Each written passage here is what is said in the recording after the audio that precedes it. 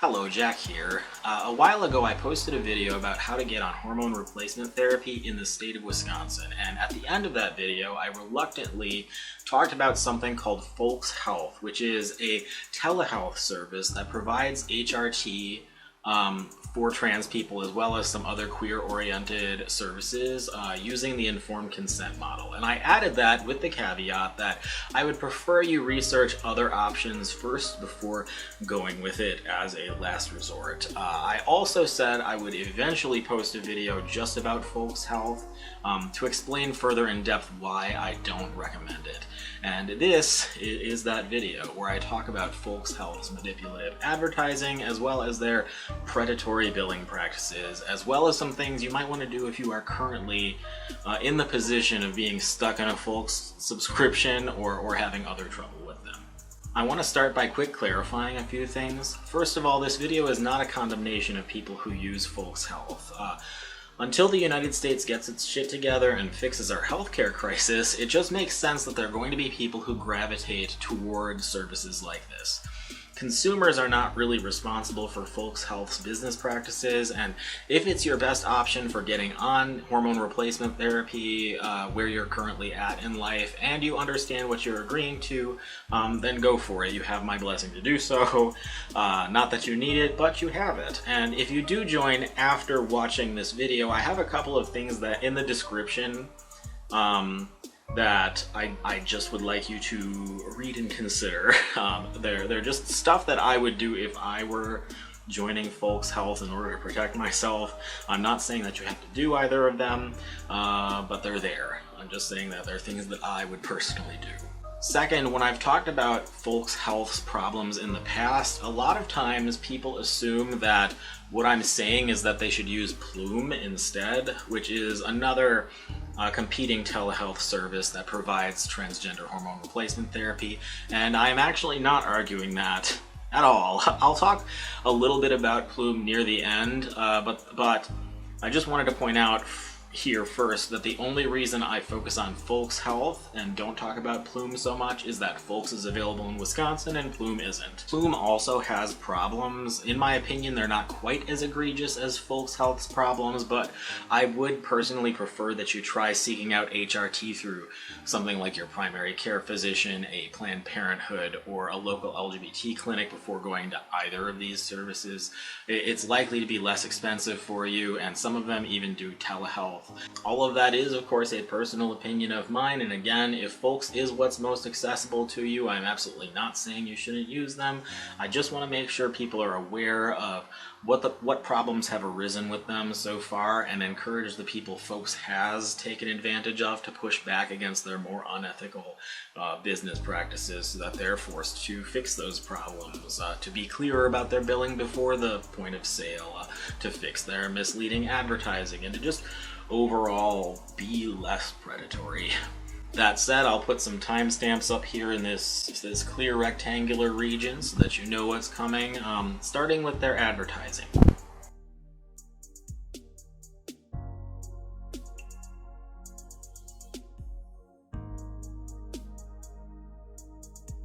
First, I want to talk about their branding, and I want to start by saying that in many respects the actual advertising here isn't the problem. The problem is that it represents FOLX Health as something that it isn't.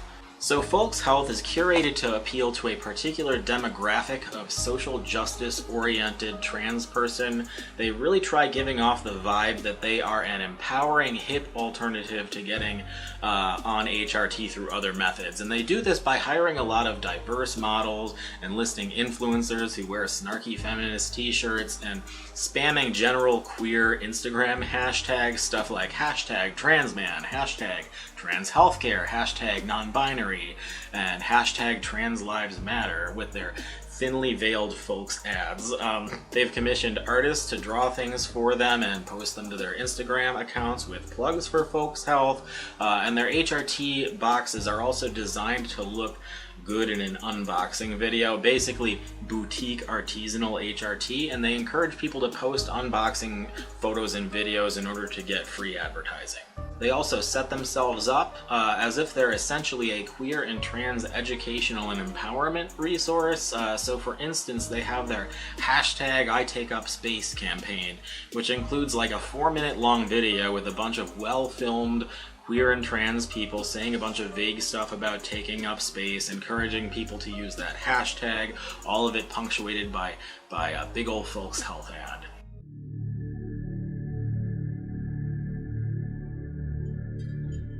Trans and queer people are actively creating realities for ourselves.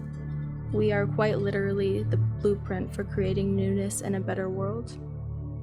Taking up space means building a world that I didn't think was imaginable for me. Black, brown, indigenous, queer, and trans people weren't allowed to take up space. So we do that for them, and we do that for ourselves.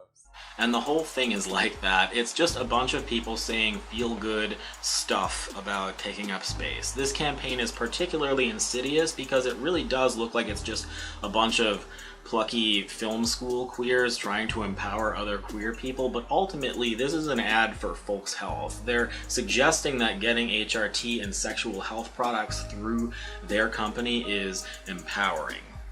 They also use a lot of words and phrases that would be familiar to people in this demographic, stuff like health at every size and redistributing financial resources and so forth. Even the use of the word folks with an X is carefully curated to make them look appealing to social justice-oriented, vaguely anti-capitalist demographics of trans people. There's a great article, by the way, on Bitch Media by somebody named Nico Stratus. I hope I'm pronouncing that correctly, but I'll link to this in the description. And it really summarizes FOLX Health's advertising better than I ever could by saying that they make engaging with their brand feel like activism. The reality, though, is that they're neither radical nor particularly empowering, and they're not an online version of a local LGBT clinic. They are not a community resource, and engaging with them is not activism, it's just free advertising. FOLX Health is a tech startup. It's a corporation that took millions of dollars from venture capitalists who invested in this company because they see an opportunity to make millions of dollars. In a TechCrunch article, one of these investors called queer telehealth a quote, deca-billion-dollar opportunity.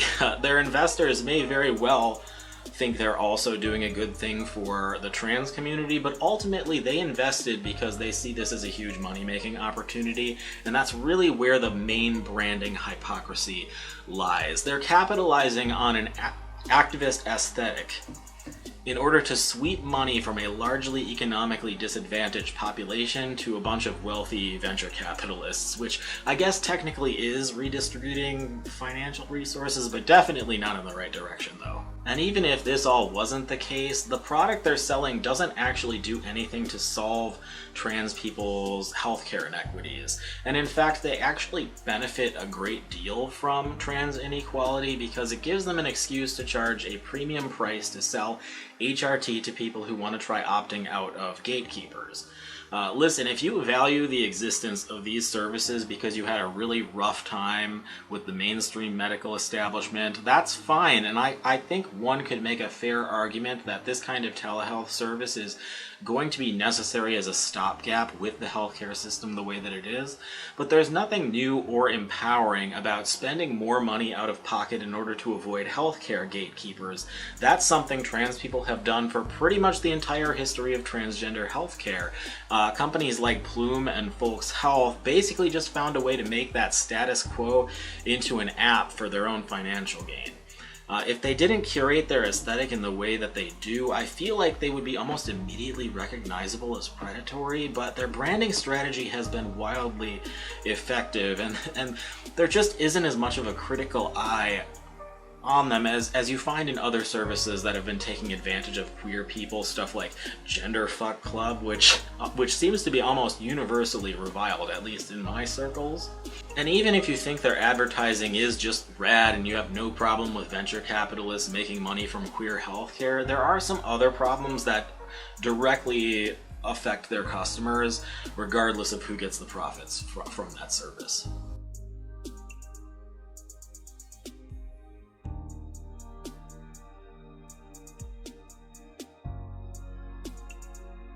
One thing about FOLX Health is that their subscriptions wind up costing more than what most people will pay for HRT if they go through the usual means of getting on HRT.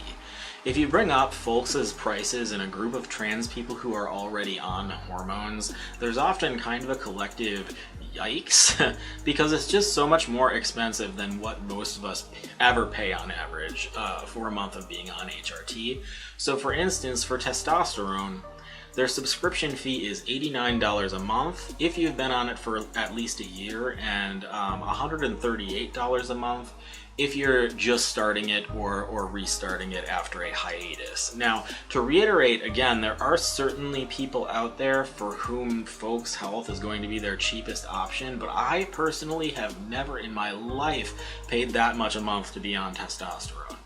One of the populations of trans people I believe FOLX Health is being particularly predatory toward is younger trans people who have just reached the age of majority and are now able to make their own medical decisions. People who are in their late teens and early 20s often don't have stable income yet.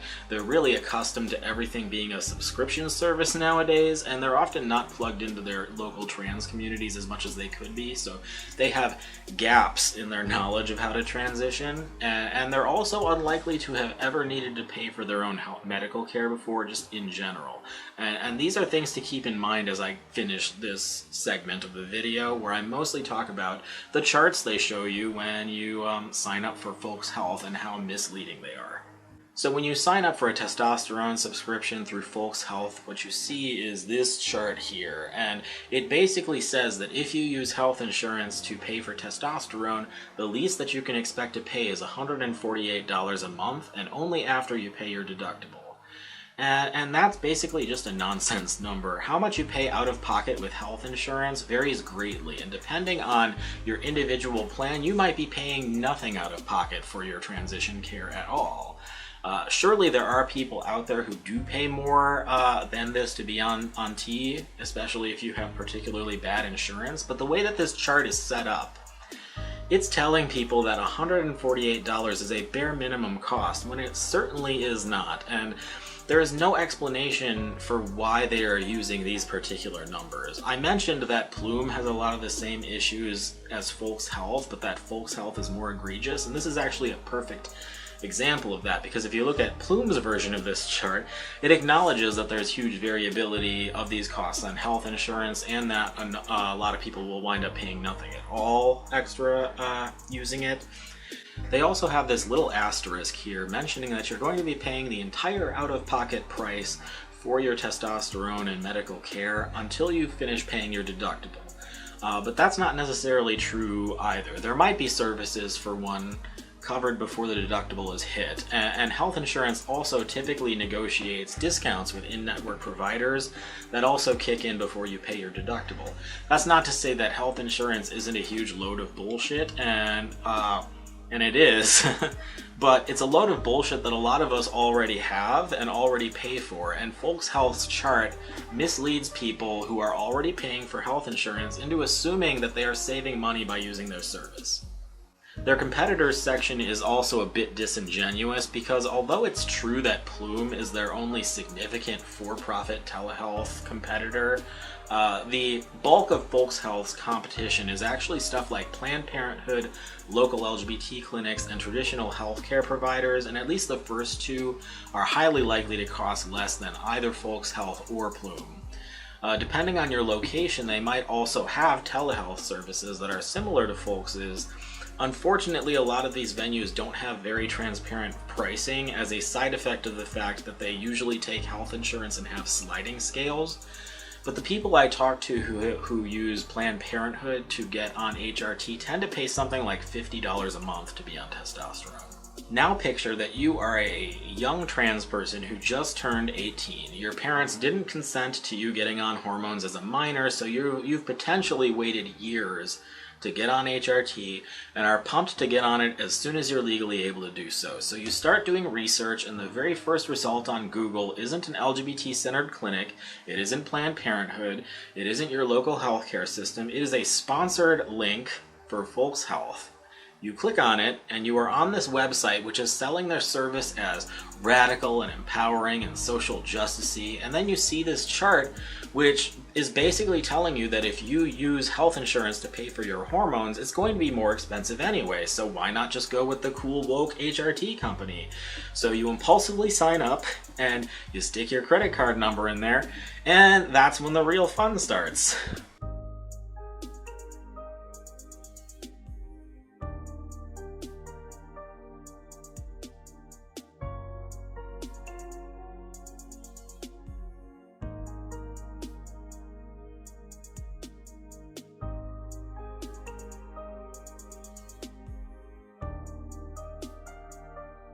So for a long time, my biggest problem with FOLX Health was the activist cosplaying, and I basically just advised against using them primarily just because Planned Parenthood does almost the exact same thing for a lot cheaper, at least here it does. Then I started encountering people who had used FOLX and then tried canceling their FOLX subscriptions and were told that they couldn't. A good chunk of the comments I found about FOLX Health from people who actually tried it are from people who were misled by their billing practices and suffered financial ramifications because of it. So here's the deal. FOLX Health advertises itself as if it's a straightforward month-to-month subscription service. If you read the terms of service, it's easy to think that it says that you can cancel anytime provided you email them 48 hours before your next payment date. This is what it says in the terms of service at the time of reading this script. For subscription-based products, your payment will be automatically charged at regular intervals as described for that product during the checkout process. You may cancel a subscription at any time up to 48 hours before the applicable monthly processing date of your subscription by emailing help@folxhealth.com. But this isn't actually true, or at least it doesn't mean what it looks like it means. When you sign up for FOLX's HRT services and get approved, they send you 3 months worth of medication, and with each shipment of that medication, you're on the hook for at least 3 total payments. So if you sign up for FOLX and you get a shipment, and then the next month you fall on hard times and email them to try canceling that subscription, they'll tell you that you can't because you haven't paid off the meds that you already received yet. So you're essentially paying for a quarterly subscription to FOLX Health on a 3-month payment plan. And even that isn't really that accurate, because if they drag ass and you don't get your first HRT subscription within that first month, you're getting charged that subscription fee for each of those months you were waiting, even though you didn't get provided the service that you paid for yet. I found at least one person who didn't get their first shipment of estrogen for over 2 months and got charged a subscription fee for each of those months. Now, in my opinion, getting 3 months of meds at once and then charging per month isn't inherently bad, because sending 1 month of medication sounds logistically silly, but it's really not made clear how this works during the initial sign-up process. I kept seeing people who didn't know about this policy until after they started making payments, or even after they tried canceling it months later, and I thought that they were just being impulsive and hadn't paid enough attention during the sign-up process, so I decided to go through that sign-up process myself with a decoy account just to see what it all looked like and try and figure out what exactly people were missing. And I got all the way to their Stripe checkout page without this payment model ever being mentioned, let alone made clear. Their terms of service, again, doesn't clearly state this. I read it several times before I came to the conclusion that they probably just expect the word applicable to do a lot of heavy lifting in that sentence. Their telehealth agreement also implies that you can cancel at any time, and there's nothing about it on their checkout page, and no explanation of how it works in their lengthy sign-up process at all. The only place the 3-month obligation seems to be stated on their website before that point of sale is in their frequently asked questions, and even that is only in the full FAQ that you access by clicking a tiny link at the bottom of the page. Their abbreviated FAQ that shows up underneath the sign-up link during the first step of their sign-up process actually omits their cancellation policy and doesn't even link to the full FAQ, so for all you know, that is the full FAQ and there are no other questions to read.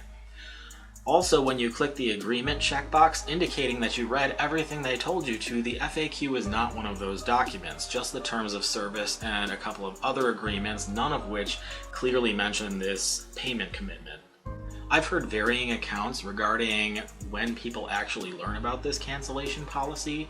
I know that there have been people who didn't find out until they tried canceling a few months after sign up, although I did talk via DMs with somebody who found out about it at their first telehealth appointment after they'd already started paying subscription fees, and they also indicated that the FAQ didn't even mention that cancellation policy until after they started complaining about it publicly. But although it now appears in the FAQ, the terms of service still are not updated, so it's possible to get through the entire sign-up process and read every single word that the checkbox requires you to read and make a payment without being fully informed of this billing structure. What this all means is that at the point you finally learn that you're going to be paying even on months you don't get any medication, and that you can't necessarily cancel if something goes wrong or you hit a financial bump, if you do think that this is too much of a burden for you to commit to, you're now forced to email them directly to ask them for a refund. A significant number of people get serious anxiety at the prospect of having to ask for a refund for something like that, and in my opinion, they're kind of leveraging that anxiety here. In addition to being kind of abusive, I suspect that it's not legal, and at the very least, I'm like 99% positive that it's against their payment processor's terms of service, because Stripe mandates that you make your subscription terms and your cancellation policies conspicuous and clear before the point of sale, which FOLX Health's definitely aren't. You can't tuck that sort of thing away in an optional document and then only inform people after the fact. Even if it's not illegal per se, it's definitely really unethical. And they do know that this is an issue because people have emailed them about it, people have tweeted at them, people have probably done all sorts of other things trying to contact them to explain that this is not clear enough, and they've still chosen not to fix it.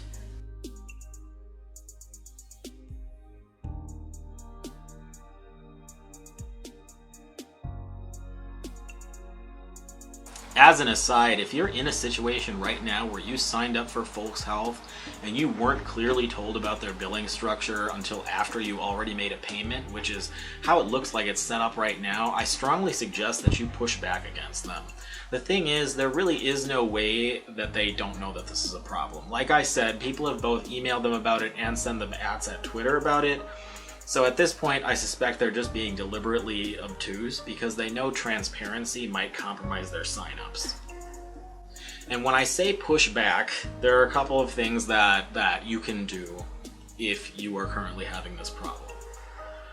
One thing you can do is report them to the Federal Trade Commission. This is at reportfraud.ftc.gov. And don't let the word fraud here scare you. They're pretty clear on the FTC website that you should report bad business practices even if you're not sure if it meets the legal definition of fraud. In fact, you might want to do this regardless of anything else that happens.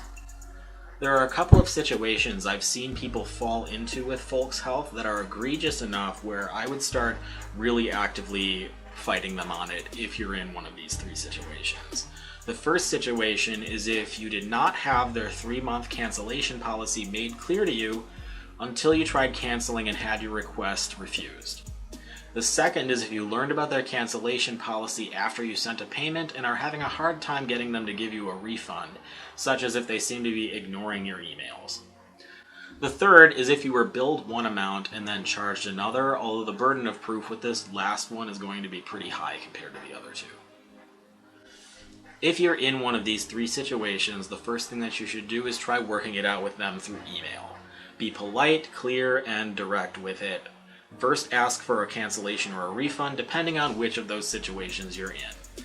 For a cancellation, if they try telling you that you're still on the hook for more payments, point out that their terms of service say that you can cancel up to 48 hours before your payment date by emailing them. If they direct you to their FAQ saying that that's inaccurate, say that you didn't read it before signing up, and point out that you were only required to read the terms of service, not the frequently asked questions. If they get pedantic about the way their terms of service are worded, tell them that most people are going to read it the way you did, and therefore it is not clear enough. Hopefully if you pester them enough, they'll just relent and cancel your subscription or give you a refund for it. But if they don't relent, don't give up on it. Keep going until they either charge you or cancel your subscription. And then if they charge you, email them one last time to ask for a refund.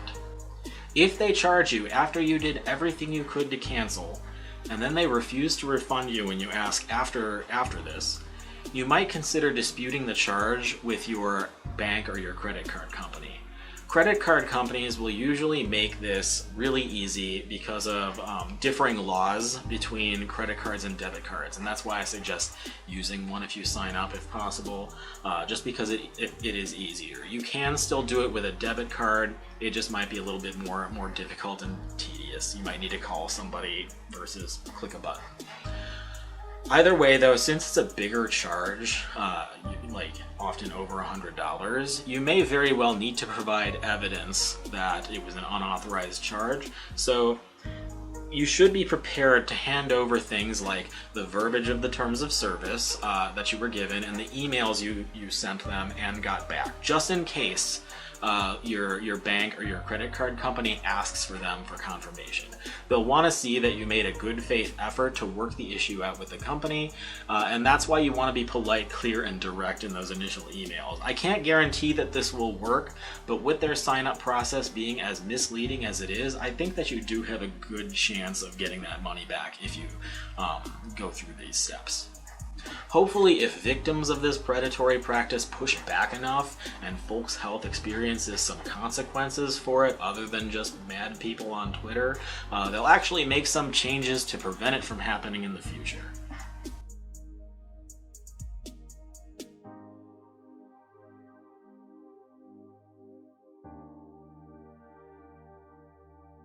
One of the things FOLX Health is best known for is its HRT microgrants, which give trans people in need either 1 year of free hormones or 2 years of hormones at half price. This sounds really great, but it's actually one of the most deeply unethical things that they do, and the way it's practiced is a huge clusterfuck. I've occasionally heard it derisively referred to as the HRT sweepstakes by some people, because honestly that's just about what it is. The first thing you need to remember is that these microgrants are not actually provided by FOLX Health. Trans Lifeline, a nonprofit crisis hotline for trans people, takes donations from cis allies and corporations, and the resulting money is then used to buy FOLX Health subscriptions for the winners of the grants. It just feels off to me that this is portrayed as if it's two charitable organizations working together, when really what's happening is a nonprofit is running a fund, and then they use that fund to buy a product from a corporation while giving a big chunk of the credit to that corporation because they took the money to provide a service. It just feels really weird for me. Like, if I buy a can of soup to donate to a can drive, does Campbell's deserve credit for it? It just feels gross to me, and it's not even one of the top problems with their microgrants. It's just something I think about a lot and feel really weird about. The next problem with the microgrants is that, like I said, they're a clusterfuck. Each quarter they give out about 25 microgrants, and they're all on a first-come, first-served basis. This is a tiny fraction of the trans people out there who need HRT, and so whenever the grants open, they're just immediately snapped right up by desperate trans people. So people who sign up for things like alerts to remind them when the grant applications drop have reported that they got their alerts like 9 minutes after all the grants were already gone. And because they go so fast, people with, say, slower internet connections due to financial strife can't compete. But here's the most important part. What happens when that year is over? HRT is something that people tend to go on indefinitely, and going off of HRT when you didn't choose to can be very devastating for a trans person. They basically are giving the most vulnerable subpopulations of trans people a free trial of a premium priced version of a medication that ideally is a lifelong thing, so they get dependent on that service. And that's absurd. I don't believe anybody has actually finished their free year yet, but this is something I don't think anybody really thought through entirely, because although surely some people will have a better financial situation after going on HRT for a year, there's no guarantee of that, so this is potentially setting up people to have to deal with going on HRT and then going off of it and having to deal with all of the ramifications of that. And that sort of thing really worries me. Are the people who get these grants going to just have their hormones cut off if they can't pay for them after that year? I know that FOLX takes their credit card info in the sign-up process. Are they going to just start charging automatically if they don't manually cancel it? It's just a very worrisome program for me. Maybe nothing negative will happen to the people who won the grants, but the potential for harm and exploitation is really high here, and I really wish Trans Lifeline had not taken this partnership. If they were going to partner with anybody to provide free HRT for trans people, I wish it weren't a for-profit corporation. I wish that they partnered with a clinic equipped to provide long-term care. Also, while I was looking for people who had experienced trouble with FOLX on Twitter, I found that early in their history, they actually gave out a bunch of free 3-month FOLX subscriptions, which is even worse than the year ones. A year is at least long enough to get some permanent changes, at least on testosterone, but giving somebody free HRT for 3 months is just cruel. You're essentially giving people a tiny taste of a medication they really need, and then roping them into a choice between having that medication cut off or continuing an expensive service to continue getting it.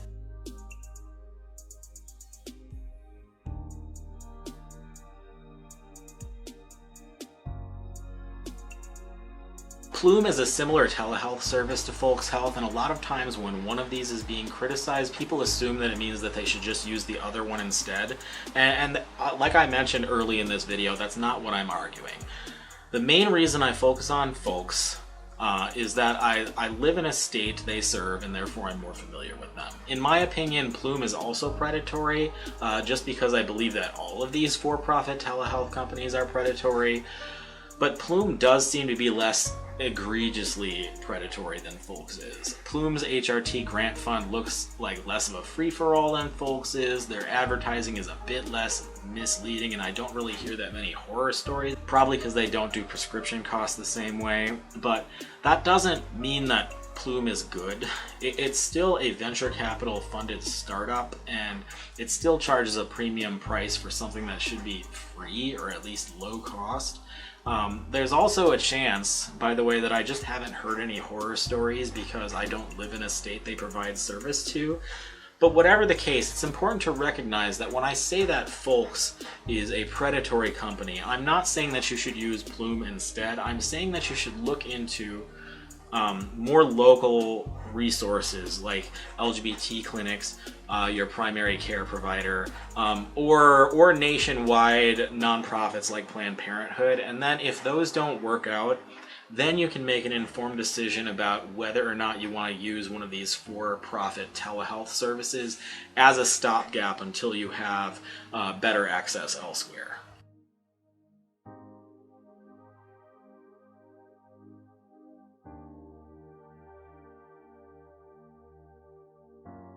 Look, what I really want is universal, free, trans-inclusive healthcare, but it may take a while to get there, and until we get to that point, we still need ways to get medical care. Admittedly, short of FOLX Health being taken over by its employees and converted into something more constructive than a money machine for venture capitalists, there really isn't much that they can do that will make me solidly recommend them to people who have more affordable avenues of getting on HRT.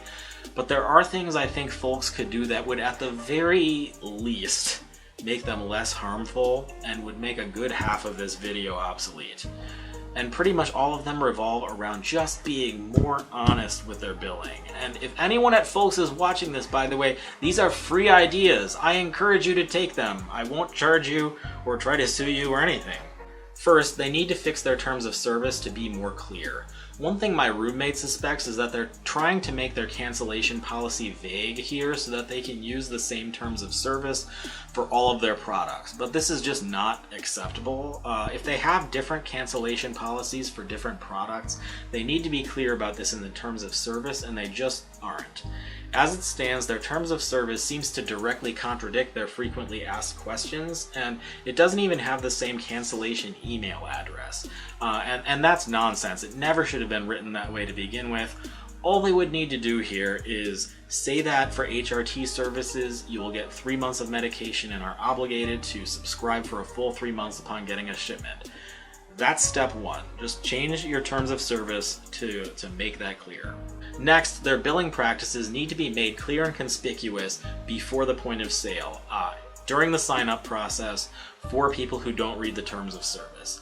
And the thing is, they know damn well a lot of people aren't going to read those. They even joke about it in the terms of service. And with something this important, they need to compensate for the fact that people aren't going to read the terms. Withholding that information until they're actually sitting on a video call with a medical practitioner and then expecting them to seek a refund of already billed charges if they can't commit to it is manipulative. It's capitalizing on people's anxieties about doing that sort of thing. All they would need to do to meet this requirement is put an extra page in the informed consent form that you fill out prior to payment that explains the billing model. Did you know that testosterone increases your risk of hypertension and diabetes? Check. Did you know you are required to pay for at least 3 months of service per shipment of testosterone? Check. FOLX's business model revolves around making their service look cheaper by charging monthly for what's really a quarterly service. And that's a big part of where the confusion comes in. One thing that they could do to make this less deceptive is to charge quarterly instead of monthly, and then just provide an option to finance that quarterly cost over 3 months, so that people get a better picture of what they're paying and there's less risk of confusion. To do this, they may market their service as $89 a month, then put an asterisk, then add some clear explanation that it's actually $267 a quarter in a conspicuous place, and that might give people a bit more initial sticker shock, but it would be less deceptive and definitely less abusive than people getting that same sticker shock after they had already signed up and made payments. Another thing that they could do is separate the cost of meds out like Plume does. So the subscription fee is clearly for the telehealth services and not the medication. There are a lot of ways to do this, but really the point here is that you should not be making your service look like a month-to-month subscription when it isn't. And if you don't want to do those things because they would reduce signups, you're not in the business of helping trans people anyway. You're in the business of exploiting them. So in conclusion, although there are valid reasons to go with FOLX Health, at least as a stopgap, ultimately this is a really predatory company. It looks like a community-driven resource, but has shady business practices and costs more than people should be paying for hormone replacement therapy. They're also aware that a lot of people find their business model confusing, but have so far done very little to fix it. But anyway, that is it for my rant and my guidance regarding FOLX Health. Until next time, happy trails.